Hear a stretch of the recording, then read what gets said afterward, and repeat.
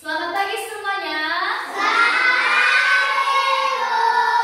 Bagaimana kabar anak-anak kami? Sehat Tuhan Yesus. Luar biasa. Nah, seperti biasa, sebelum kita mulaikan pembelajaran kita, Ibu minta kesediaan anak kami untuk memimpin kita dalam doa. Siapa yang bisa? Silakan berdoa.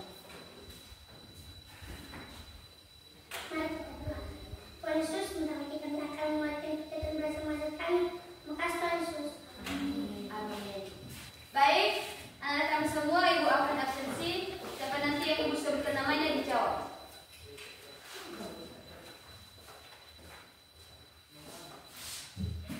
Serlina Jai, Ada Bu. Jessica Halawa, Ada Bu. Alvanis Jai, Ada Bu. Martin Boy Jai, Ada Bu. Imelda Jai, Ada Bu. Falvin Jai, Ada Bu. Felicia Jai, Ada Bu. Marcella Jai. Ada Bu. Oke, hadir semuanya ya. Amin. Nah, sebelum Ibu masuk pada materi, Ibu ajak anak-anak kami untuk menyanyikan satu lagu. Saya undanglah anak-anak kami semua untuk berdiri. Mari kita nanti bernyanyi. Tepuk satu. Masih ingat lagu itu? Masih. Hitung ya. 1, 2, 3. Tepuk satu. Tepuk dua. Oke. Tepuk tiga. Semangat. Tepuk empat. Konsentrasi. Tepuk lima. Siap belajar. Luar biasa betul. Duduk. Dan baik anak kami semua, Ibu akan menyampaikan tujuan pembelajaran kita pada hari ini. Yang pertama, dengan memperhatikan tanda baca, siswa dapat membaca dongeng dengan lafal, intonasi, dan ekspresi yang tepat. Yang kedua, dengan menjawab pertanyaan, siswa dapat mengidentifikasi informasi isi dongeng yang didengar dengan tepat. Nah, sekarang materi kita yaitu tentang mengidentifikasi informasi isi dongeng. Sekali lagi, materi kita pada hari ini mengidentifikasi informasi isi dongeng. Nah, sekarang Ibu akan menjelaskan apa itu yang dimaksud dengan dongeng, apa itu ciri-cirinya, habis itu jenis-jenisnya dan unsur-unsurnya.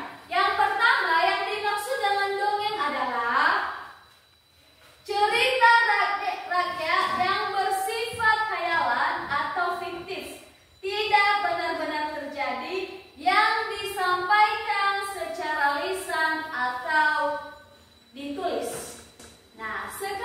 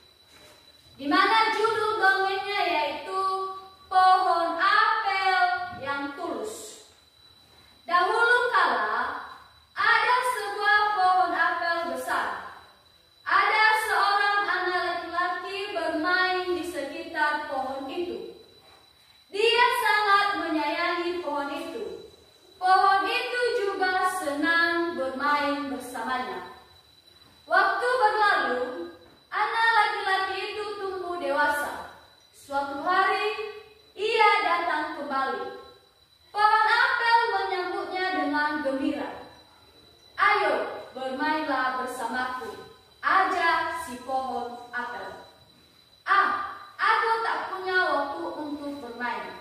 Kami membutuhkan rumah untuk tinggal. Bisakah kau membantuku?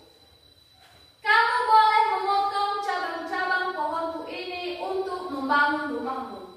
Jadi anak laki-laki itu memotong semua cabang pohon dan pergi dengan riang.